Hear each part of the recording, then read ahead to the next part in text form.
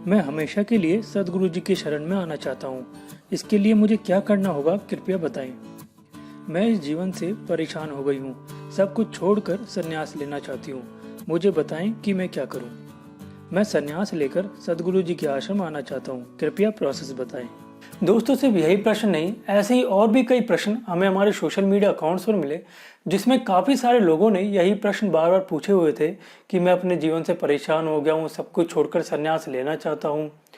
दोस्तों, अगर आप भी उनमें से हैं जो कि अपने जीवन से परेशान हो गए हैं किसी भी वजह से और संन्यास लेना चाहते हैं, तो सबसे ज़्यादा महत्वपूर्ण बात यह समझना है कि संन्यास का असली मतलब क्या है। क्योंकि अभी तक जो भी हमें समझाया गया है, जो भी हमने टीवी सीरियल्स में देखा है और जो भी हमने आस पड़ोस में देखकर समझा है, उससे हमें यही पता लगा है कि अपने घर परिवार का त्याग करना, रिश्तों को छोड़ देना ही संन्यास है। हाँ, यह बात सही है कि त्याग का मतलब ही संन्यास है, लेकिन किसका त्याग और कैसे त्याग, यह बात समझना बहुत जरूरी है। तो दोस्तों, आज हम हमारे देश के आध्यात्मिक गुरु जैसे कि सदगुरु भगवान श्री कृष्ण, रमन महर्षि, इन सब की मदद से यह समझने की कोशिश करेंगे कि संन्यास का असली मतलब क्या है। दोस्तों, संन्यास के बारे में भगवान श्री कृष्ण ने भगवद गीता के 18वें अध्याय में, जिसका नाम है संन्यास की सिद्धि, उसमें काफी अच्छी तरह से समझाया है, जो कि कुछ इस प्रकार है। भगवद गीता अध्याय नंबर 18। अर्जुन भगवान श्री कृष्ण से कहते हैं कि प्रभु, मुझे बताइए कि त्याग और संन्यास का क्या उद्देश्य है। इसके जवाब में भगवान श्री कृष्ण 3 तरह के त्याग के बारे में बताते हैं और कहते हैं, अपने कर्तव्यों को कभी नहीं त्यागना चाहिए।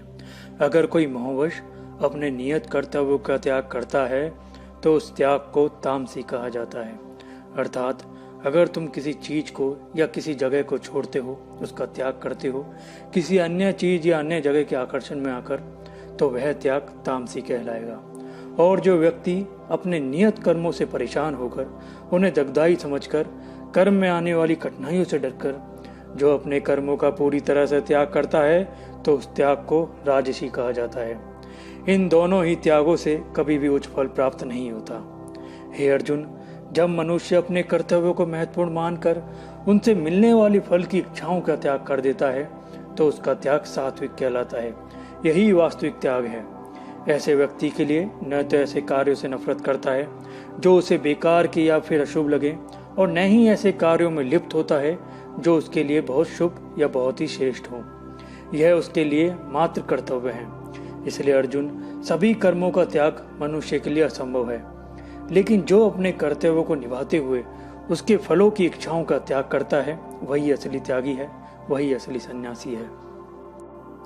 तो दोस्तों, जैसा कि भगवान श्री कृष्ण ने यहाँ बताया कि त्याग या संन्यास का असली मतलब अपने कर्तव्यों का त्याग करना नहीं है। त्याग या संन्यास का असली मतलब है हमारे काम से जो भी हमें फल मिलते हैं, उनकी इच्छाओं का त्याग करना। लेकिन हम क्या करते हैं, हम काम बाद में करते हैं। पहले हम यह सोचने लग जाते हैं कि अगर हमने यह काम किया तो इससे हमें क्या क्या फ़ायदे होंगे, उन फायदों को हम भविष्य में कैसे उपयोग में लेंगे। और यहाँ तक कि अगर हम किसी का अच्छा भी करते हैं तो हम ये सोचने लग जाते हैं कि मैंने इसके साथ अच्छा किया है, अब ये भी मेरे साथ कुछ ना कुछ अच्छा ही करेगा।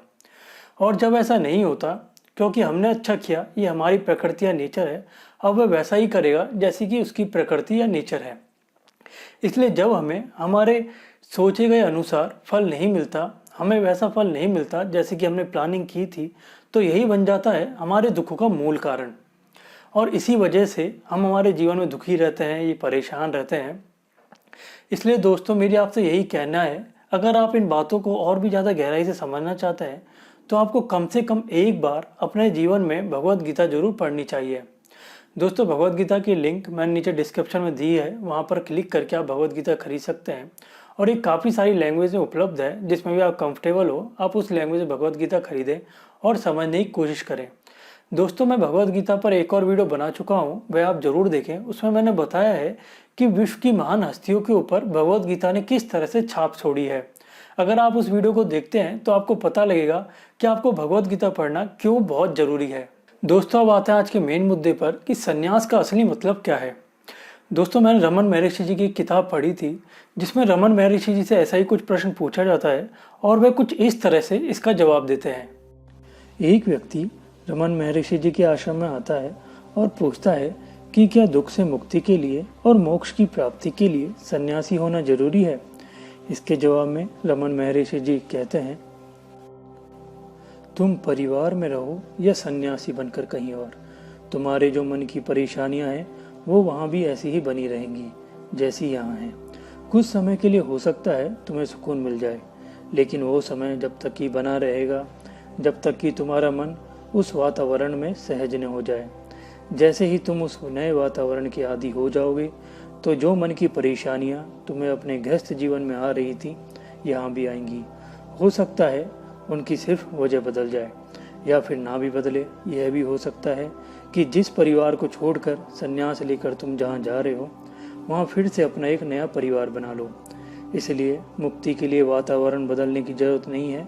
जरूरत है तो अपने सिर्फ इस मन को पहचानने की और इस पर विजय पाने की, जिसका प्रयास तुम अभी से और इसी क्षण से प्रारंभ कर सकते हो। दोस्तों, यहाँ रमन महर्षि जी ने साफ साफ कहा है, अगर आप संन्यास लेना चाहते हैं या फिर मोक्ष की प्राप्ति करना चाहते हैं तो बाह्य वातावरण से ज़्यादा जरूरी है आपका आंतरिक वातावरण। आप बाह्य वातावरण को कितना ही क्यों ना बदल लें, आध्यात्मिक उन्नति के लिए आपको आपके आंतरिक वातावरण पर ध्यान देना चाहिए। दोस्तों, सिर्फ रमन महर्षि, भगवान श्री कृष्ण ही नहीं, सदगुरु जी ने भी अपनी एक वीडियो में इस बारे में बहुत ही अच्छे से बताया है। वैराग्य मतलब अपना जीवन त्याग कर कहीं और चले जाना वैराग्य नहीं है।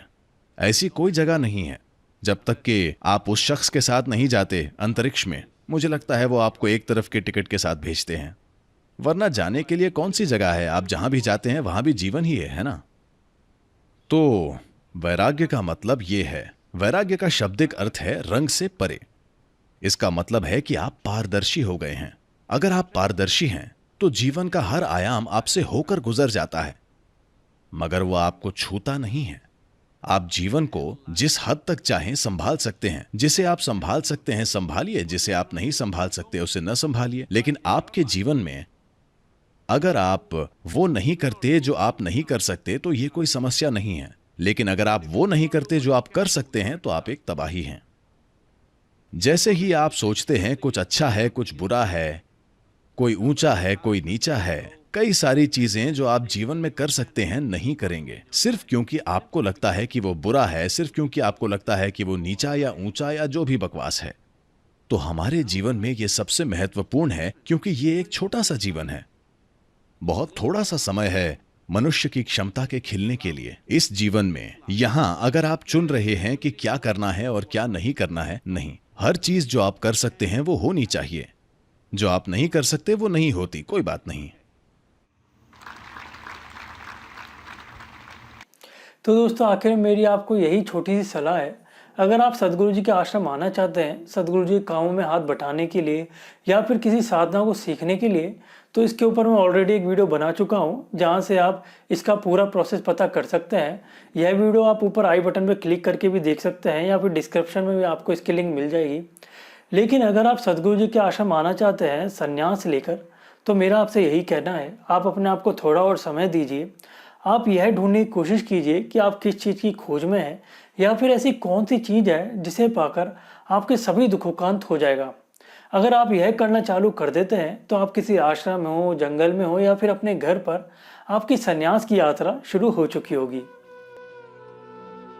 दोस्तों, अगर आपका अपना कोई प्रश्न हो तो आप दिखाए गए सोशल मीडिया अकाउंट्स को फॉलो करके अपने प्रश्न हम तक भेज सकते हैं।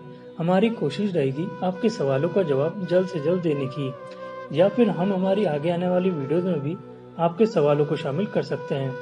अगर आपको यह वीडियो पसंद आई है तो इस वीडियो को लाइक करें और ज़्यादा से ज़्यादा लोगों में जरूर शेयर करें, जिससे प्रत्येक व्यक्ति इस वीडियो का लाभ उठा सके। अगर आप आगे ऐसी और भी वीडियो देखना चाहते हैं तो इस चैनल को सब्सक्राइब करना ना भूलें। धन्यवाद। स्वस्थ रहें, खुश रहें।